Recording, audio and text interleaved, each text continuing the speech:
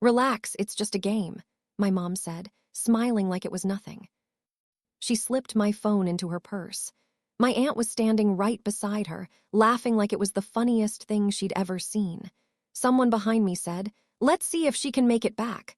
Just like that, casual, like I wasn't standing right there, listening to every word. The train doors closed. The sound of them sealing shut was so final, so clean. I stood on that platform watching the train pull away, and through the glass I could see my mom saying something to my aunt, and they were both laughing, really laughing. That's when it hit me. They weren't coming back. This wasn't a joke with a punchline coming in 30 seconds.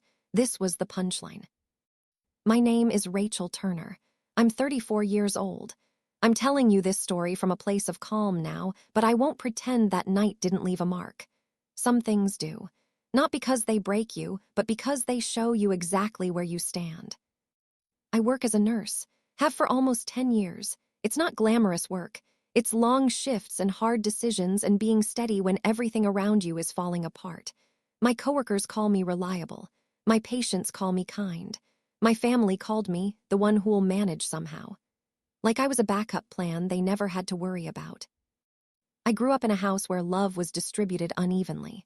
Not cruelly, not in some dramatic way you'd see in a movie. It was subtle. It was the kind of thing you notice slowly, the way you notice a crack in a wall. My sister got the praise. My brother got the attention. And I got patted on the shoulder and told I was so capable. Like being capable was a consolation prize. Like my independence was something they had given me permission to use. Family gatherings were always a little like that. A test disguised as a good time. Someone would bring up a story that made me look small. Someone would laugh just a beat too long. I learned to smile through it, learned to let things slide. I told myself it was harmless. I told myself they meant well. I kept telling myself that for years. But I had something they didn't expect. I wasn't rich. I wasn't the center of attention. I wasn't the one with the loud laugh or the important job title or the house everyone wanted to visit. But I had something quieter, something they'd never thought to look for. I'll get to that. The trip started out fine, the way most disasters do. It was supposed to be a family day out. My mom had been talking about it for weeks. "We never spend time together anymore," she said. "It'll be fun, Rachel, just a nice day." My aunt was visiting from out of town, which should have been a signal. Those two together always made things more complicated. My aunt had a way of pushing ideas further than they needed to go, and my mom had a way of going along with it. We took a train out to a part of the city I didn't know well. I didn't think much of it. We walked around, had lunch, and everything felt normal. Pleasant, even. My guard was down. That was probably the point. Then, on the way back to the station, my aunt started talking about this challenge she'd seen online. Something about testing your instincts. "Wouldn't it be hilarious," she said, "to see how Rachel handles something unexpected?" She said it with a grin that was just a little too wide. My mom tilted her head like she was considering it, but her eyes were already lit up. "We'll just take your phone for a bit," my mom said, "and your wallet just to see." "See what?" I asked. "How capable you really are," my aunt said, and she laughed like it was a compliment. I should have walked away right then, but I've spent my whole life trying not to make things uncomfortable, trying not to be the one who ruins the mood. So I handed over my phone. I handed over my wallet. I told myself it was nothing, just a silly game. We went inside the station. People were moving all around us, the rush of feet on tile, announcements echoing off the ceiling, the smell of coffee from a cart near the entrance. My mom was saying something about the platform numbers, and I was half listening, still not quite believing this was actually happening. Then my aunt leaned in close and said, "You think you're so capable, Rachel. You're always going on about your independence. Prove it." Her voice wasn't mean exactly, it was playful, but there was an edge underneath it, sharp enough to cut. The train was there, doors open. And before I could say anything, before I could even fully process what was happening, they stepped on. And I didn't. "Come on," I said, moving toward the doors. My mom held up her hand, still smiling. "This is the game, sweetheart." The doors closed. And I heard it just before the train moved. Muffled through the glass, but I heard it. My aunt saying something and both of them laughing, and someone else's voice saying something about a bet, about whether I'd make it back or not. I stood there on that platform for a full minute without moving. The station was busy. People walking past me in every direction, pulling luggage, talking on phones, rushing to catch their own trains. Nobody noticed me standing there. Why would they? I was just a woman in the middle of a station. Nobody could see that I had no phone, no money, and no idea exactly how to get home from where I was standing. The first thing I felt was confusion. That pure, blank confusion you feel when reality doesn't match what you expected. I kept thinking, they'll come back. They'll get off at the next stop and circle back and laugh about it. The punchline is coming. Wait for the punchline. But there was no punchline. I started moving, because standing still felt worse. I found a station map on the wall and stared at it, trying to orient myself. I knew roughly what part of the city this was, but roughly wasn't going to get me home. I needed a phone. I needed someone to lend me a moment of their time. I approached a man waiting near the barrier. "Excuse me," I said. "I know this sounds strange, but I've lost my phone. Could I borrow yours for just a moment to make one call?" He looked at me, looked away, walked off without a word. I tried a woman sitting on a bench. She shook her head before I even finished the sentence. "Sorry," she said, not sounding sorry at all. I tried two more people. One laughed nervously and said no. The other pretended not to hear me. By the time I stepped outside the station to get some air, the sky was starting to change color. That pale shift from afternoon into evening. The air was cooler. The crowd was thinning, and something cold was starting to settle inside my chest. Not panic, something older than panic, hurt. Because this wasn't a stranger who had done this to me. This was my mother. This was family. People who had my whole phone full of contacts, my bank card, my house keys in my bag. People who had driven me to a place I didn't know well and left me there to see if I'd fall. I found a payphone. An actual payphone, which I hadn't seen in years, tucked beside a newsstand near the station exit. I didn't have coins, but I begged a few from a man buying a newspaper, telling him I'd been separated from my family. He looked at me with a kind of vague sympathy and handed them over without asking questions. I called home. My sister picked up. "Hello." "It's Rachel. Can you come get me? Mom and Aunt left me at Crestfield Station. I don't have my phone or my wallet." There was a pause.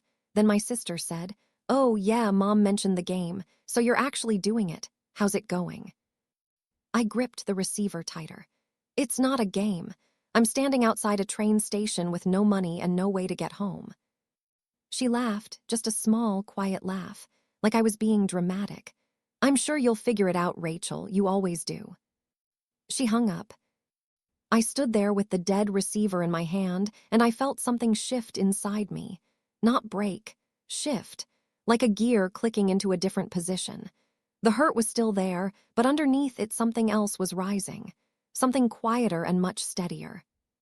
I thought about what I do for a living. I thought about the nights I've stood in a hospital hallway at 3 a.m. with a patient crashing and a team that needed someone to think clearly. I thought about every time I had pushed my own feelings to the side and focused on the problem in front of me. I thought, you've handled worse than this. And I started planning. There's something nobody in my family ever really understood about me. They saw the dependability and called it an obligation. They saw the calm and called it passivity.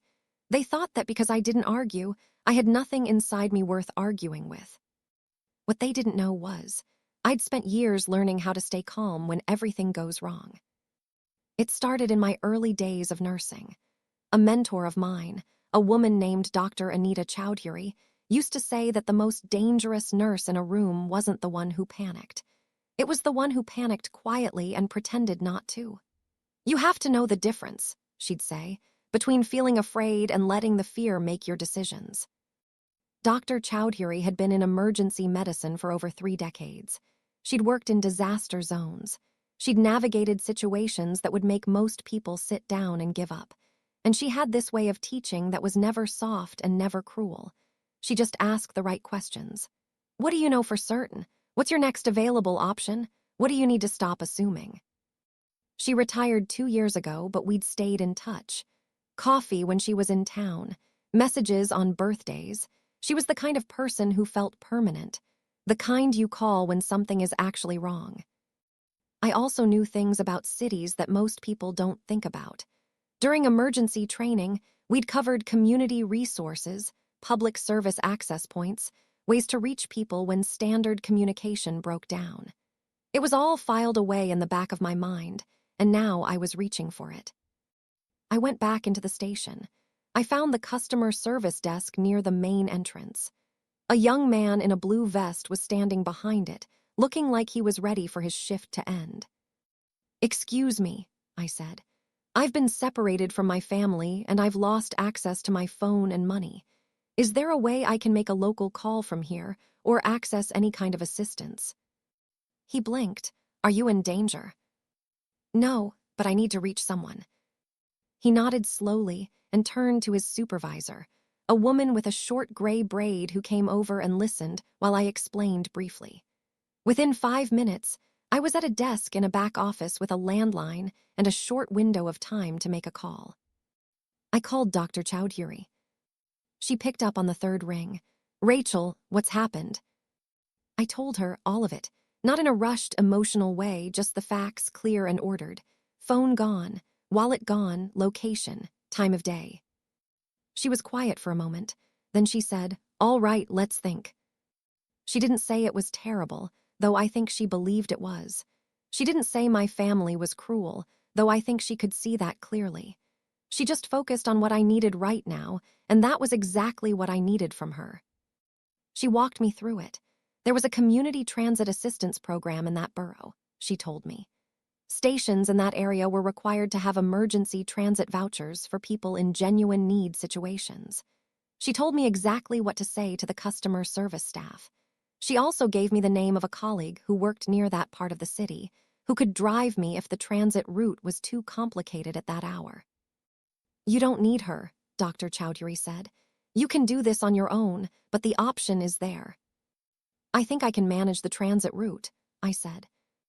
"I know you can," she said. "You always could." I sat with that for a second.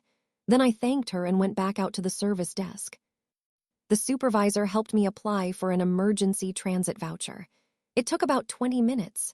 She was matter-of-fact about it, no pity, no condescension, just efficient and kind. I was grateful for that. I didn't want to be looked at like someone fragile.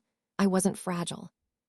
I mapped the route in my head using the station's posted transit guide.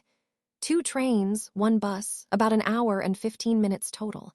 I'd be home before 10. Meanwhile, I found out later what was happening at home during all of this. My mom and aunt had arrived back at the house around 6. My sister had told them about my call. According to my sister, they found it funny. My aunt had said something like, "Good, that means she's trying." My mom had poured tea and said she'd give it until 9 before she started actually worrying. They apparently made dinner, had a normal evening. Someone, I was told, was keeping a running tally of how long it was taking me. They thought they'd won, whatever it was they'd decided to play. The transit home was quiet. I sat on the first train watching the city roll by through the window, the lights coming on in buildings as the dark settled in. I wasn't crying. I wasn't angry exactly. I was something calmer than angry and more decided than sad. I was thinking about what I wanted to say, not what I wanted to shout, not what I wanted to accuse, what I wanted to say. By the time the bus dropped me 2 streets from home, I had it sorted. I walked to the front door. I could hear them inside, the TV on, someone laughing at something on the screen. I used the spare key I'd kept in my jacket pocket, which none of them had thought to ask for. I walked in. The living room went quiet. My mom looked up from the couch, and for just a moment her face was surprised. Then she smiled, that same warm smile she always used like a shield. "There she is," she said. "We knew you'd make it." "Of course we did," said my aunt, leaning back like she was completely comfortable. "How long did it take? Someone owes someone $20. I didn't sit down. I stood in the doorway and I looked at them. My mom, my aunt, my sister on the other end of the couch. all of them looking at me like this was the end of a nice little story. "I want to say something," I said. My voice was level. I'd made sure of that on the walk over. My mom tilted her head. "Rachel, it was just a bit of fun." "No," I said. "Let me finish." She closed her mouth. I said, "You took my phone. You took my wallet. You took my keys and left me in a part of the city I don't know well, as it was getting dark, with no way to reach anyone and no way to get home." I paused. "And then when I called from a payphone, I was laughed at. When I said I needed help, you told me I'd figure it out." The room was very still. The TV was still on, some game show with cheerful background music, and it felt completely wrong for the moment. "I'm a grown woman," I continued. "I'm not someone's punchline. I'm not a character in a bet. I'm not a test of your entertainment for the evening."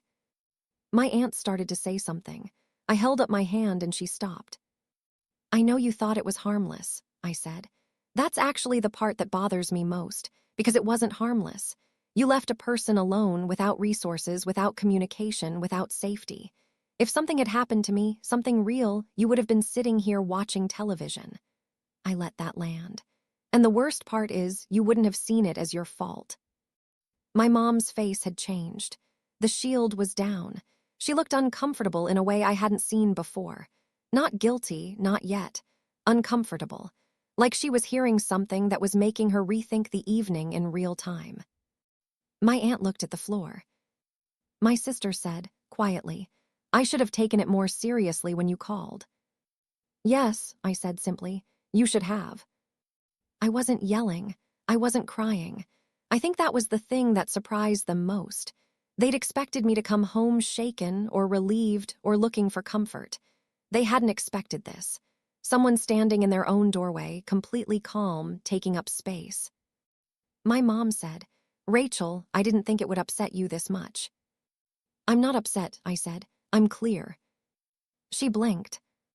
"There's a difference," I told her. "Upset is what I was when the doors closed and I realized what you'd done. Clear is what I am now." I looked at her steadily. "I made it home tonight not because I got lucky and not because your little game was harmless. I made it home because I know how to take care of myself. I have spent years learning how to do that.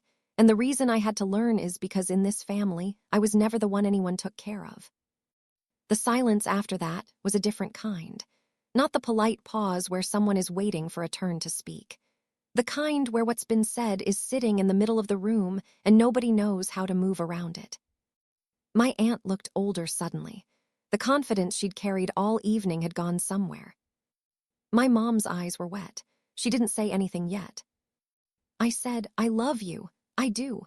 But I am done being the person this family practices on. I'm done being the one who manages somehow so that no one else has to think about it. That ends tonight." My mom said, "I didn't mean for it to be like that." "I know," I said. "That's what I'm telling you. You didn't mean for it to be like that, but it was like that.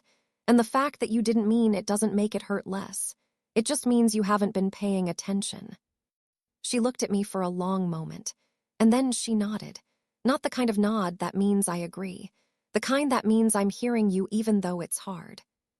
That was enough for now. I went to the kitchen and got a glass of water, stood at the counter and drank it slowly. I could hear them talking in the other room in low voices, the way people do when a conversation has rattled something loose in them. I wasn't interested in managing that conversation for them. Let them sit with it. I found my phone and wallet on the hallway table where my mom had left them when she got home. I picked them up, put my phone in my pocket, folded my wallet back into my bag. Then I said goodnight to the room. No drama, no final speech, just goodnight. And I walked out. I drove home with the windows down. The night air was cool and smelled like cut grass and something faintly like rain that hadn't come yet. I played nothing on the radio. I didn't need noise. I just drove, and I thought, and I felt something I hadn't expected to feel at the end of a night like this. Peaceful. Not happy exactly. Not the uncomplicated kind of okay that comes after a simple day, but something more solid than that. The kind of feeling that comes when you've done the thing that needed to be done, and you've done it in a way you can be proud of. In the days after that, things were different. My mom called twice. The first time she said she was sorry, but the sorry felt rehearsed, like she was more sorry that I had reacted than sorry about what she'd done. I thanked her and kept it short. The second time, the sorry was quieter, less polished, more real. She said, "I think I've been taking you for granted for a long time." I said, "Yes." I didn't fill the silence after that. I let her sit in it. My aunt sent a message, just a few lines. Said she hadn't thought about how it would actually feel from my side. Said she was sorry it went that far. I read it twice and then replied with something brief and sincere and moved on. My sister and I talked, longer than we had in a while.